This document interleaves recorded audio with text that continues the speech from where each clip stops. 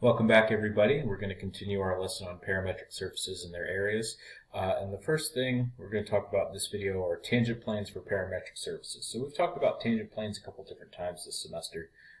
And now if we're given a parametric surface, meaning we have some vector function of two variables that represents a surface, how do we find the tangent plane for that surface?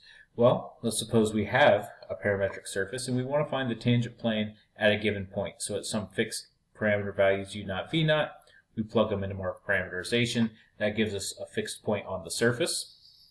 So here's kind of the situation. Here's our parametric surface.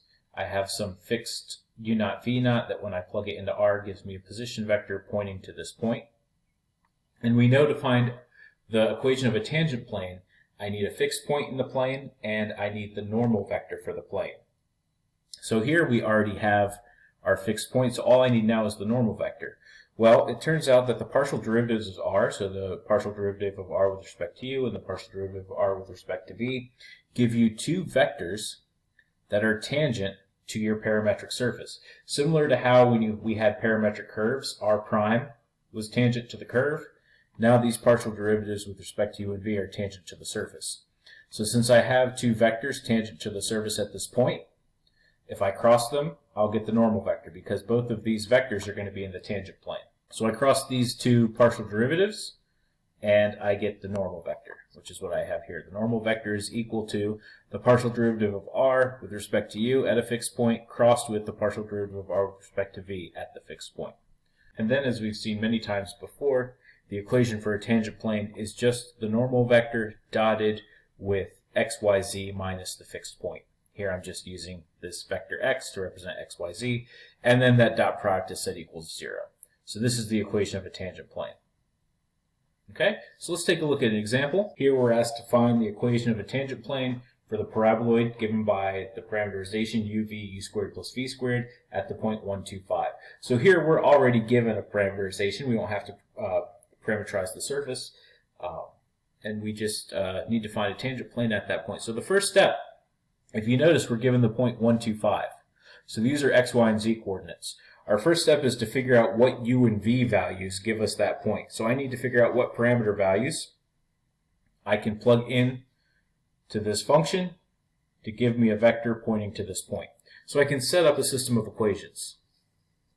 Say, okay, if I want this function to give me this point, or a position vector pointing to this point, I can set the first component equal to the first coordinate, the second component equal to the second coordinate, and the third component equal to the third coordinate, and solve that system of equations. I should find my u and v values. So I have three equations with two unknowns. You should be able to solve that with two equations and then use the third equation to check. Here, this is a very simple example. We just have u equals 1, v equals 2, and then we plug in a third one. That obviously gives us 5. But in other situations, it might not be this simple. So in general, this is how you would figure that out if you need to. Okay, so now we know that the fixed point in our plane that we're given, the point 1, 2, 5, occurs when u equals 1, v equals 2. I now need to calculate these partial derivatives of r and calculate the normal vector, which is the cross product. So how do you take partial derivatives of this vector function, of this parameterization? You just take the partial derivative of each component.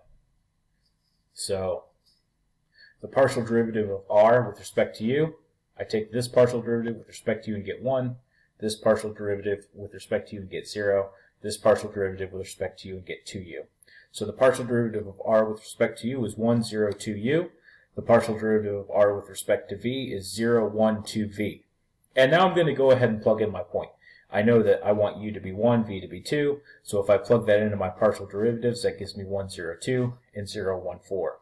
Now to find the normal vector, I want to cross these two vectors, and so I compute my cross product. In this case, it doesn't matter which order I cross these two vectors. It's either going to give me one normal vector or the other, and I don't care right now which way my normal vector is pointing. Later on, we are going to care about which way the normal vector is pointing, but for now it doesn't matter, so you can cross these in either order. So I set up my cross product. I'm crossing 1, 0, 2 with 0, 1, 4, and I get negative 2, negative 4, 1. If we had crossed them the other way, we would have gotten 2, 4, negative 1. And before we move on, let me just point out that at this point, after I computed the partial derivatives, I plugged in my point.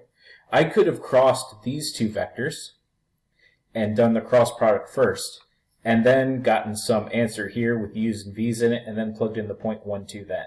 That would have been fine.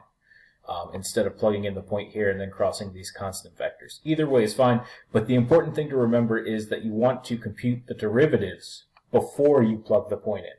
Because if you plug the point in and then you take a derivative, well, you're taking the derivative of a constant, it's going to be 0. So make sure you take derivatives before you plug in points, but after that you can plug in points and then cross, or you can cross and then plug in points, it's not going to matter. Okay, so now we've found our normal vector, we know our fixed point is 1, 2, 5.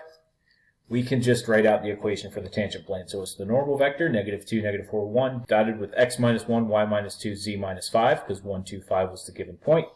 And then I'm just going to compute that dot product, -2 times x minus 1, -4 times y minus 2, 1 times z minus 5, distribute, combine like terms, and I get that the tangent plane is -2x minus 4y plus z equals -5.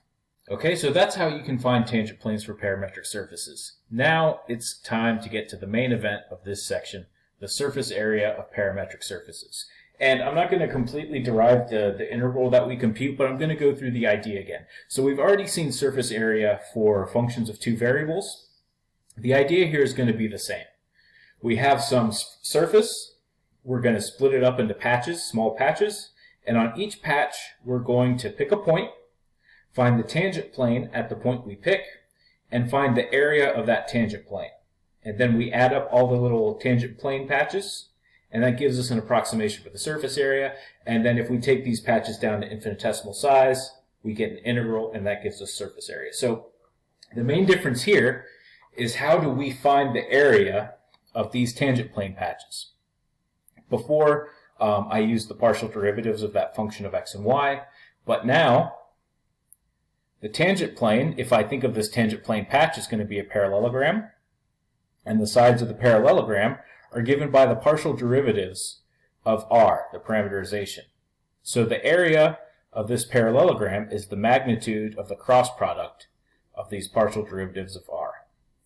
So this is the area of that parallelogram. You could think if I have a bunch of these patches, I would add these quantities up. So I'd have a different one of these for each patch. And then if I want to take this down to the kind of the continuous level where I actually get the surface area, not an approximation, this is what I'm going to be integrating. But before we get there, we need one more definition. We're going to be talking about smooth surfaces, like we talked about smooth curves. So what does it mean for a parametric surface to be smooth? It means that the partial derivatives of your parameterization are continuous on the interior of the parameter domain. So everywhere u and v take values except at the boundary where u and v take values, and that the cross product of the partial derivatives is not 0 on the interior of the parameter domain. So what does it mean if the cross product of these partial derivatives is 0? That means that these two vectors are parallel.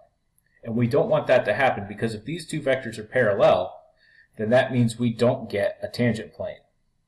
If I have parallel vectors, I can't find a tangent plane. When we talked about tangent planes just a few minutes ago, if I had had a situation where this cross product was 0, I wouldn't have a normal vector. So I need that this cross product is non-zero inside my parameter domain. That's what it means to be smooth. I can always find a normal vector, or I can always find the area of these tangent plane parallelograms. So that's what I mean when we require a surface to be smooth. Okay, so now that we've defined this smooth surface, let's suppose that we have one, and we have a parameterization for this smooth surface where u and v take values in some domain. Then the surface area is the double integral over d, where u and v are taking values, the magnitude of the cross products of the partial derivatives of r. So it's exactly what I said a few minutes ago. So this is how you compute surface area for a parametric surface. Now we're going to define the surface area differential by exactly what we're integrating here. So this d sigma, this is the lowercase Greek letter sigma. We define d sigma to be this magnitude of the partial derivative of r with respect to u crossed with the partial derivative of r with respect to v. And then I can write surface area as the double integral over s d sigma. And if you see this, I'm just integrating 1 over this surface. That gives you surface area. And how do we compute this? We compute this by taking a double integral over d, where u and v take values, this quantity we described before. Now you might be looking at this and say, well, why are you going to distinguish between a double integral over s, d sigma, or a double integral over d, this quantity that we can compute? And this might seem strange, but it's actually something we've done before. If you go back to when we talked about line integrals, and we wanted to find the length of a curve, we'd integrate 1 over that curve, right? So here C is some smooth curve. We're integrating 1 ds. And how did we actually compute this line integral? It was the integral from a to b, the magnitude of r prime dt. So here the interval a to b was where t took values. T was between a and b. So that's no different than here, d is where we're taking values for u and v. Wherever here C is the actual curve, S is the actual surface. So it's the same idea of something you've seen before. So now instead of a one-dimensional curve line integral being transformed to a single integral where t is between a and b, I have a two-dimensional surface integral of 1, equal to a double integral over some parameter space. So wherever u and v take values, we'd have to come up with bounds for u and v. Okay, before we do an example, let's take a look at what happens if we have a parameterization where the third component is just a function of the first two. So that means the first component is just one parameter, the second component is just a second parameter, and the third component is just a function of the first two. So this is exactly the situation where we'd have our surface as a function of x and y, because we can think of this as x, this as y, and then z equals a function of x and y. So this is the situation we were in the first video, in the easiest case for surface area. So now if we compute the integral for surface area, it's the magnitude of the partial derivatives of r crossed with each other. I take a partial derivative with respect to u, I'm going to get 1, 0, partial derivative of f with respect to u, and then the partial derivative with respect to v is going to be 0, 1, partial derivative of f with respect to v. I cross these things, I'm going to get the vector negative partial derivative of f with respect to u, negative partial derivative of f with respect to v, 1, take the magnitude, and I get the square root with the sum of the partial derivative squared plus 1. This is exactly what we had in the first video. So now you can see that what we talked about in the first video when I was calling it the easiest case is just a specific case of what we just introduced. So we've generalized this formula now for more general surfaces. And the specific case we talked about before agrees with this new case as well. So if you don't want to memorize the formula from the first video or how you did this, you can always just take this cross product. It's going to end up giving you the same thing. All right, now let's take a look at an example. We want to find the area of a surface given by this parameterization, sine u cosine v, sine u sine v cosine u, where u goes from 0 to pi, v goes from 0 to 2 pi. So these are just spherical coordinates where rho is set equal to 1. So this is the unit sphere. So we could use geometry here. Find the area of a sphere. It's 4 pi r squared. Here r is 1. So the answer should be 4 pi. But the idea here is we want to get used to finding surface area using integrals. So let's go through the work of finding the surface area using a double integral. These problems are quite involved. Make sure you're actually practicing these on your own. But we'll do one here. I'll do one for you. So the first step is going to be find the partial derivatives of your parameterization. And actually, in this case, you were given a parameterization. In most cases, the first step is going to be actually come up with a parameterization for your surface. So all the examples we did in the last video where we were parameterizing surfaces, in a lot of these problems, that's going to be the first step. But here we were given one, so part of the work is done for us, and I just start by taking some partial derivatives. So the partial derivative with respect to u, sine u becomes cosine u, cosine v stays, sine u becomes cosine u, sine v stays, cosine u becomes negative sine u. Partial derivative with respect to v, this sine u stays, cosine v becomes negative sine v. This sine u stays, sine v becomes cosine v. There are no v's here, so that partial derivative is 0. Okay, there's my partial derivatives. Now I need to calculate the magnitude of the cross product. So we set up our cross product. We need to be very careful now. I have lots of functions in this determinant. So let's be very careful and do this very deliberately. So when I calculate the first component of this cross product, I ignore this first column. It's going to be cosine u sine v times 0. That gives me 0. Minus negative sine u times sine u cosine v. So that's minus a negative. That becomes plus sine squared u cosine v. For the second component, I ignore the middle column. I need to multiply my answer by negative, so I just put that negative there. Cosine u cosine v times 0 gives me 0. Negative minus negative sine u times negative sine u sine v. So these negatives cancel out, I get a positive, but I'm subtracting. So it's sine u times sine u sine v, sine squared u sine v. And then the last component, that's going to be the most difficult because this 0 doesn't come into play. And it's cosine u cosine v times sine u cosine v, so that's sine u cosine squared v, minus cosine u sine v times negative sine u sine v, so that's going to be plus sine u cosine u sine squared v. So now I can simplify things, get rid of these zeros, distribute that negative. Notice here I can factor out a sine u cosine u out of each term, and what I'm left with is cosine squared plus sine squared, and cosine squared plus sine squared is 1. So now I get that this cross product is sine squared u cosine v, sine squared u sine v, sine u cosine u. Now I need to take the magnitude of this vector. So I square each component, add them together, take a square root. When I work out these squarings, what do I get? I get sine to the fourth cosine squared v, plus sine to the fourth u cosine squared v, plus sine squared u cosine squared u. I can factor out a sine to the fourth here, and I'm going to have cosine squared v plus sine squared v, but that's just 1. So these two terms add together, and I just get sine to the fourth u. So I have the square root of sine to the fourth u plus sine squared u cosine squared u. Now I can factor out a sine squared u here. And if I factor out a sine squared u, I'm going to be left with a sine squared u here. I'm going to be left with the cosine squared u here. And sine squared u plus cosine squared u is 1. So I just have the square root of sine squared u. That's sine of u.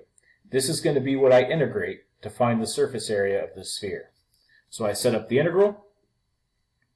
Way back at the beginning of the problem, which I've covered up now, we were given bounds for u and v in the problem, so we didn't have to come up with those ourselves. When you find your parameterization, you would have to come up with those bounds when you come up with the parameterization. But here they were given to us, so it's just the integral in v from 0 to 2 pi, the integral in u from 0 to pi of sine u. So we integrate sine to get negative cosine. Cosine of pi is negative 1, so negative 1 is 1, minus negative cosine is plus, and cosine of 0 is 1, so this is just 2. I can factor the 2 out, and then the integral just gives me 2 pi, so 2 times 2 pi gives me 4 pi, which agrees with what we said the answer should be. So these surface area integrals do take a little bit of work, so make sure you're practicing these on your own, going through how to do it. Otherwise, I mean, if I give this to you on an exam, it's going to be very difficult trying to do it for the first time. All right, in the next video, we're going to finish this section and talk about another kind of surface and how to find its area.